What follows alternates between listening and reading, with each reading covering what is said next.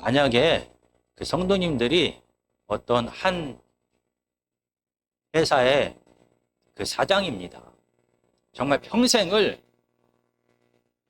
땀 흘려 이 사업체를 이렇게 이루게 되었습니다. 그러나 어떤 사정으로 인하여 한 5년 정도 해외로 나가서 살아야 할 상황이 되었습니다. 이 내 땀과 피가 묻어있는 이 사업체를 누구에게 맡기겠습니까?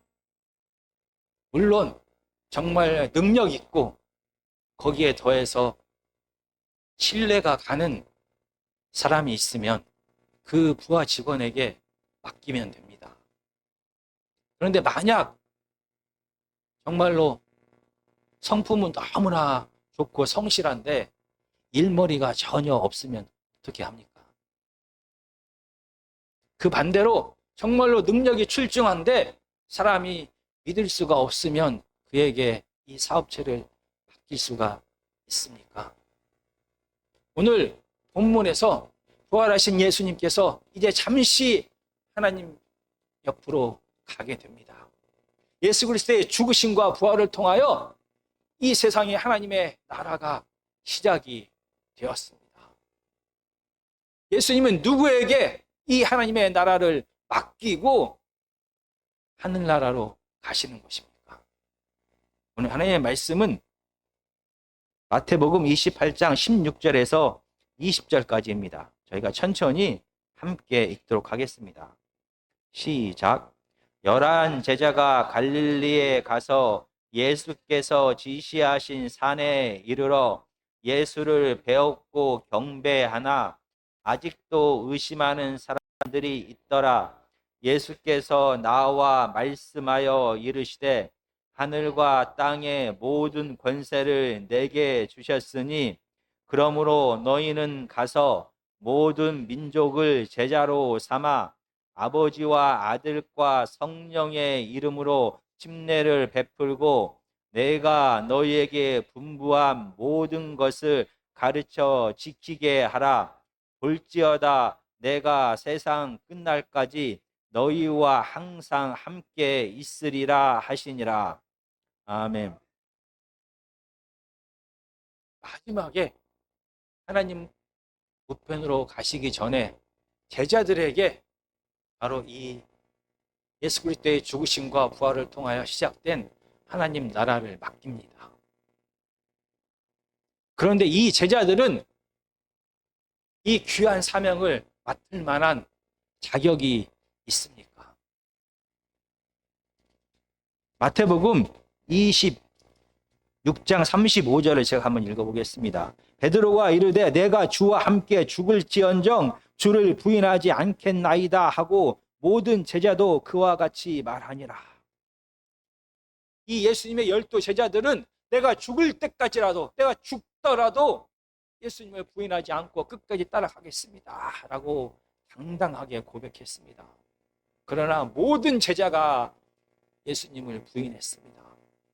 그리고 예수님께서 부활하셨음에도 불구하고 오늘 본문 17절에 보면은 예수를 배웠고 경배하나 아직도 의심하는 사람들이 있더라. 아직도 제자들은 예수 그리스도의 부활하심을 의심하고 있습니다. 이렇게 예수님을 배반했던 제자들입니다. 아직도 예수님의 부활하심을 믿지 못하고 있는 제자들입니다. 그런데 어떻게 이런 제자들에게 하나님 나라를 맡길 수가 있는 것입니까? 이 마지막 하늘나라로 승천하시는 이 사건은 사복음서에 다 기록되어 있습니다. 그런데 마태복음은 다른 복음서와 다른 부분들이 있습니다. 우리가 구체적으로 마가복음 16장 14절과 15절을 제가 한번 읽어보겠습니다. 그 후에 11 제자가 음식 먹을 때 예수께서 그들에게 나타나사 그들의 믿음 없는 것과 마음이 완악한 것을 꾸짖으시니 이는 자기가 살아난 것을 본 자들의 말을 믿지 아니함 일러라. 또 이르시되 너희는 온 천하에 다니며 만민에게 복음을 전파하라. 11 제자에게 나타나셔서 그들의 믿음 없음과 부활을 믿지 못하는 것들에 대하여 예수님은 책망하십니다. 그리고 난 다음에 이 땅에 대한 사명을, 이 복음을 전하는 사명을 제자들에게 맡기셨어요. 누가복음 24장도 마찬가지입니다. 믿지 못하는 제자들에게 예수님께서는 나타나십니다. 그리고 심지어 내 손과 내 발을 만져보라고까지 말씀하십니다. 그리고 나서 그들을 책망하신 다음에 너희는 나의 부활과 나의 죽음을 증거하는 복음의 증인이 되라 라는 사명을 맡기십니다. 요한복음 역시 마찬가지입니다. 믿지 못하고 의심하고 마음이 굳어져 버린 제자들을 꾸중하십니다. 심지어 요한복음은 바로 제자들의 대표가 되는 베드로를 회복하는 장면까지 상세하게 기록하고 있습니다. 요한복음 21장 15절을 제가 한번 읽어보겠습니다.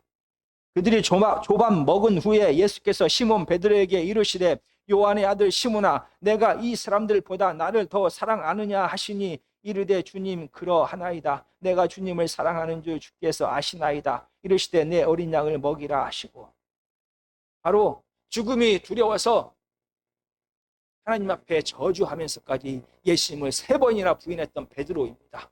그 베드로는 자기가 예수님을 부인했음에도 불구하고 예수님을 사랑한다라고 고백합니다. 이렇게 제자들을 대표하여 베드로를 용서하시고 회복시키신 다음에 사명을 맡깁니다. 그런데 우리가 보고 있는 마태복음 28장은 전혀 다릅니다. 마태복음 28장에는 예수님께서 배신하고 의심하는 제자들을 꾸중하는 장면이 기록되어 있지 않습니다. 예수님께서 이렇게 흔들렸던 제자들을 용서하시고 회복시키는 장면이 기록되어 있지 않습니다. 예수님을 배신한 채로, 예수님을 의심한 그 채로, 그 모습 그대로 예수님께서는 제자들에게 책망이 아닌 사명을 맡기신 것입니다. 예수님께서 맡기신 사명이 무엇입니까? 이 사명 역시 다른 복음서와 다른 언어로 기록되어 있습니다. 다시 한번 마태복음 28장 19절과 20절을 제가 읽어보겠습니다. 그러므로 너희는 가서 모든 민족을 제자로 삼아 아버지와 아들과 성령의 이름으로 침례를 베풀고 내가 너희에게 분부한 모든 것을 가르쳐 지키게 하라. 이 여러 개의 동사처럼 쓰여진 이 예수 그리스도께서 제자들에게 주신 사명은 하나입니다. 주 동사는 하나입니다. 제자를 삼으라 라는 동사입니다. 그리고 어떻게 제자를 삼는지에 대하여 분사 형태로 설명하고 있습니다. 침례를 베풀어라, 가르쳐 지키게 하라. 이게 바로 제자를 삼는 것입니다. 배신한 제자들에게, 의심하고 있는 제자들에게 책망을 하고 회복시킨 것이 아니라 예수님처럼 스승이 되어서 제자를 삼으라라고 예수님은 사명을 주신 것입니다. 왜 책망 대신에, 왜 회복 대신에 사명을 주신 것입니까? 제자를 삼으라라는 이 사명의 뜻이 무엇인지를 풀어가면서 그 이유를 자연스럽게 알게 되는 것입니다. 제자를 삼는 것은 침례를 베푸는 것입니다. 예수님의 제자들은 새롭게 하나님의 자녀가 된, 하나님의 자녀로 태어난 이 제자들에게 침례를 베풀면서 침례의 의미가 무엇인지를 설명합니다.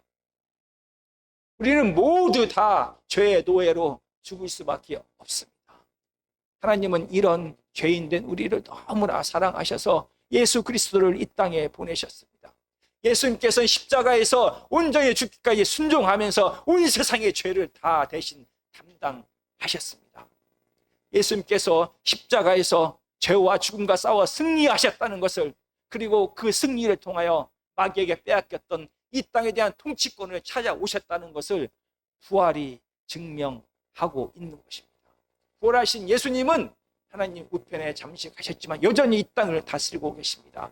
대신에 하나님과 예수님께서는 이 땅에 성령님을 보내주셨습니다. 예수님의 대속하심을 통하여 죄의 문제가 해결되어서 예수님을 왕으로 인정하는 자의 성도들의 마음속에 성령님이 임재하십니다. 성령님께서는 예수님께서 다시 오실 그때까지 이 하나님의 자녀로 새로 태어난 이 제자들이 예수님을 닮아가는 삶을 살아갈 수 있도록 끝까지 도우실 것입니다. 그래서 예수님을 새롭게 믿으며 하나님의 자녀가 된 자녀들에게 하나님과 예수님과 성령님의 이름으로 침례를 주는 것입니다.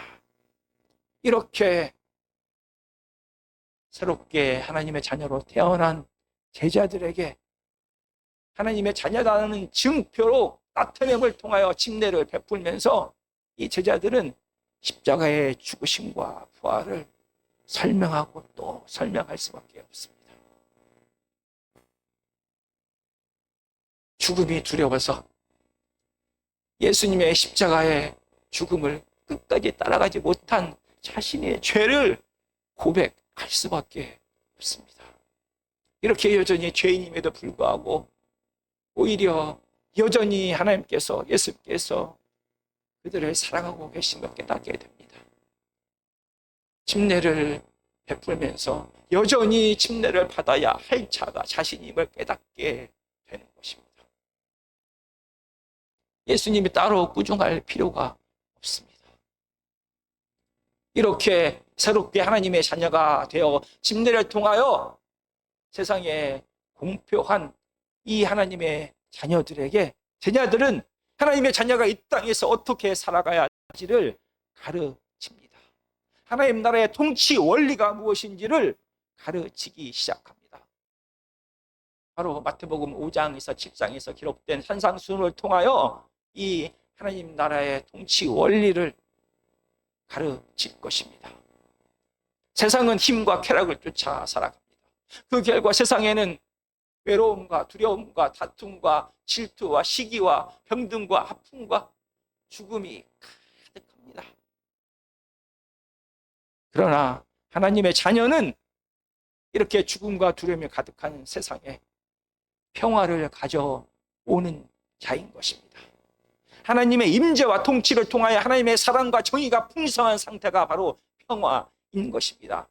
하나님의 자녀는, 예수 그리스도의 제자는 나만, 하나님께서 주신 모든 것을 나와 내 가족만 누리면서 나만 평안함을, 나만 화평함을 누리는 자가 아닙니다. 예수님처럼 죄와 죄의 결과와 영향으로 오는 이 고통을, 이웃의 고통을, 세상의 고통을 대신 짊어지고 죄와 죽음과 싸우는 자가 바로 예수 그리스도의 제자입니다.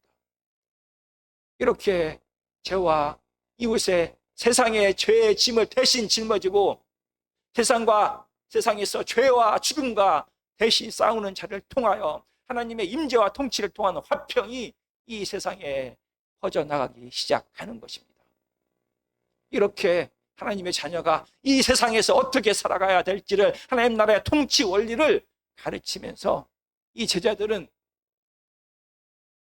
이 세상을 화평케 하는 십자가의 길을 벗어버린 자신들의 지난날의 이 무거운 죄를 생각할 수밖에 없습니다.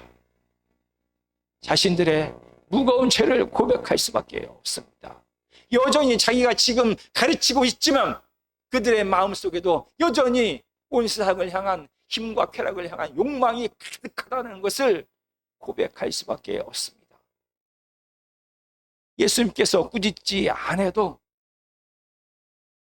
제자를 삼게 되면 자연스럽게 내 죄를 고백하고 깨달을 수밖에 없게 되는 것입니다. 마지막으로 28장 20절을 제가 읽어보겠습니다. 내가 너에게 분부한 모든 것을 가르쳐 지키게 하라. 제자를 삼는다라는 것은 말로만 가르치는 것이 아닙니다. 바로 가르쳐서 그들로 하여금 순종하게 하는 것입니다. 예수님께서는 제자들과 3년 반 동안 함께 하셨습니다. 예수님은 말로만 하나님의 나라를 가르친 것이 아닙니다. 예수님은 말로만 화평케 한 것이 아닙니다. 예수님은 죄인들과 함께 하셨습니다. 죄인들의 친구가 되셨습니다. 고통받고 아프고 버림받은 이 죄인들과 함께 하면서 그들을 고치시고 회복시키고 위로하셨습니다. 죽음과 두려움이 가득한 온 세상에 생명이 되셨고 혼란과 두려움이 가득한 이 세상에 빛이 되셨습니다. 제자가 된다는 것은 말로만 가르치는 것이 아니라 이렇게 삶을 함께 하는 것입니다. 삶의 모든 부분들을 함께 하면서 나누는 것입니다. 그 결과 함께 생활하기에 감추어졌던 내 죄성이 내 말과 행동과 표정을 통하여 드러날 수밖에 없습니다. 예수님이 꾸중하지 않아도 제자 삼아서 함께 생활하면서 삶을 함께 공유하면서 자연스럽게 내 죄성이 그대로 드러날 수밖에 없는 것입니다. 이렇게 제자 삼는 것은 예수 그리스도 안에서 성령 안에서 하나님의 은혜 안에서 하나님의 자녀로 새롭게 태어나는 것입니다. 그를 침례를 통하여 세상에 증거하는 것입니다. 그리고 하나님의 자녀로 새롭게 태어난 자녀가 어떻게 이 땅에서 남은 예수님께서 오실 그때까지 살아야 되는지를 하나님 나라의 통치 원리를 가르치는 자입니다. 말로만 가르치는 것이 아니라 새롭게 태어난 이 하나님의 자녀와 함께 하면서 삶을 공유하면서 그들과 함께 살아가는 것입니다. 결국 제자를 삼는다라는 것은 바로 자녀를 삼는다라는 뜻이 되는 것입니다. 그냥 가르치고 그냥 멀리 떨어져 있는 것이 아니라 나와 함께하는 하나님의 내가 아무런 자격이 없음에도 불구하고 하나님의 자녀로 하나님이 삼아 주신 것처럼 또 다른 하나님을 알지 못하는 자를 하나님의 자녀 삼아서 나의 자녀로 삼는 것이 바로 제자 삼는 것입니다. 이 세상의 사업장은 능력 있는 자에게 신뢰하는 자에게 맡기는 것이 당연합니다. 그러나 오늘 본문에서 제자들에게 여전히 의심하는 제자들에게 여전히 부족한 제자들에게 한번 배신했던 제자들에게 하나님 나라의 사명을 맡기셨습니다. 왜냐하면 하나님 나라의 사명은 사업장이 하나님이 예수님이 맡기신 것은 사업장이 아니라 사람을 우리에게 맡기셨습니다. 한 사람을 온전히 우리가 책임지게 되면 우리는 알게 됩니다. 한 사람을 온전히 내 자녀 삶을 삼게 되면 우리는 알게 됩니다. 내 안에 사랑이 없다라는 것을 알게 됩니다. 한 사람을 변함없이 사랑하고 용서하고 인내하면서 끝까지 사랑할 사랑이 내 안에 없다는 것을 알게 됩니다. 한 사람을 온전히 떠받게 되면 우리는 깨닫게 됩니다. 내 지혜와 내 지식으로는 이 방황하는 한 사람을 올바른 길로 인도할 수 없다라는 것을 알게 됩니다. 사랑이 없음을, 지혜가 없음을, 지식이 없음을 하나님 앞에 눈물로 고백할 수밖에 없습니다. 이렇게 자신의 부족함을 고백할 때 그때부터 제자는 자라기 시작합니다. 하나님의 지혜와 하나님의 사랑을 구하게 될 때 그때부터 이 제자는 하나님의 제자로 자라기 시작하는 것입니다. 성령님께서 이렇게 간구하는 자에게 함께 하십니다.